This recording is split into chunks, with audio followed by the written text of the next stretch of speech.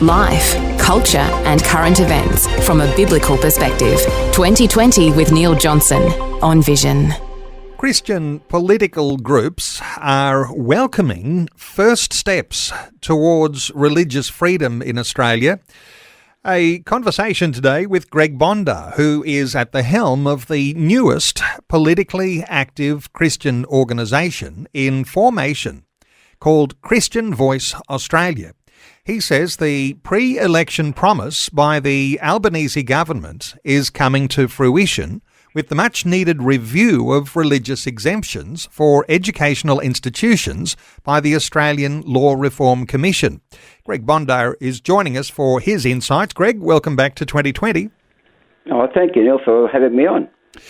Greg, you must have some reflection on where we've come from. The Morrison government, the failure to deliver the promised protections for religious schools in the Senate earlier this year. How are you reflecting on what's gone before and what the Labor government might be trying to do? Yeah, Neil, that is a great start to the conversation here because, look, you and I both know, and so will our listeners, that the Morrison government actually drastically failed to deliver on protection for religious schools, for the individuals, for churches and what have you. And unfortunately, partly due to the fact that they left it till the 11th hour, just before the election, to try and do anything. And that was never going to happen, Neil. And the proof was in the pudding. So what's happening now is Labor have, and I had a lot of discussions with Labor and the coalition prior to the election, and they promised they would do something about religious freedom. So here they are, keeping to that promise. Now, the point we've got to understand here is that they said that they would review certain sections of religious freedom issues, including the need for protection for schools. So, look, they've delivered on that commitment, but it's not a lay-down museum, Neil. There are a lot of issues to be discussed as we go further down the track on this topic. Of course, Polly's not always good at keeping their promises, and we'll hold that in tension because there are all sorts of evidences now that are showing that Christians are coming under pressure. The Andrew Thorburn incident with the Essendon AFL club. These sorts of things come up from time to time. They remind us that religious organisations don't have the sorts of freedoms. Individuals don't have the sorts of freedoms we thought they would have. What are your concerns about where the attacks are coming from against our religious freedom? Oh, Neil, I think, the attacks are coming from obviously the ideologically driven, the left-wing, the woke. One of the things they're trying to do, Neil, is to undermine the basic cornerstone of the Judeo-Christian foundation that we've come to know here in Australia. One of the key things we've got to remember, Neil, is, and so did our opponents, that the right to have and to live out religious beliefs is one of the key human rights recognised in the international law. In particular, Neil, you would know that Article 18 of the International Covenant on Civil and Political Rights is critical, so we've got to maintain that. So what we've got to be doing is, and you alluded to I call it the Essendon syndrome, if these issues are going to keep coming up, but here is a man that chose faith instead of job, and I take my hat off to him because that's the way it should be, God first, everything second. So what we've got to be doing here is that Labor have come out with this review with the Australian Law Reform Commission. This is our opportunity, and I want to tell all Christians to make sure that they don't start saying, oh, it's not good enough or it's not wide enough. It's a first step, and it's a first step to ensuring that if you're going to put in a submission, if you're going to appear before any review, that you make it what it is meant to be, and that is to make sure that we have religious freedom, particularly for schools, for sports people and what have you. So it's a good first start, Neil. A first start it may be. The early criticism from Christian commentators is that it fails to make provision for schools and faith-based communities to operate according to their core set of values and accommodating the right to build a community of faith merely at the time of employment. So there's some fine-tuned details that need to be added to this first step, as you say, and no doubt there'll be all sorts of commentators and lawyers running over this sort of thought that the Law Reform Commission might have with a fine-tooth comb. Oh, Neil, that's correct. But look, if you look at the terms of reference, and I've had a look at this carefully, Mark Dreyfus, the Attorney General, makes it clear that the review will ensure that an educational institution is able to conduct in accordance with their doctrines, tenets and beliefs or teachings of a particular religion. And as such, that means that, they're going to try and make sure that they uphold that basic principle. Now, again, I come back to the point, Neil. If Christian organisations, Christian lawyers, Christian advocacy groups, they've got to make sure that in their submission, they make the point that they want to make, and that is that we have a Religious Discrimination Act to protect people, in particular, as I said, the Essendon syndrome.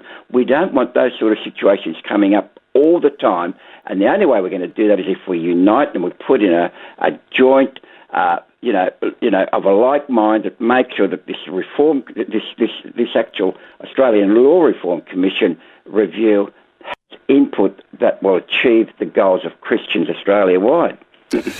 It could be the case, and perhaps the first glance, based on the commentary that's coming from various Christian commentators, that just ticking the box by saying, I'm a member of a religious community, might not be enough. Someone needing to hold on to the ethos of the school as they continue a teaching or employed career, whether you're in the office or whether you're the grounds person.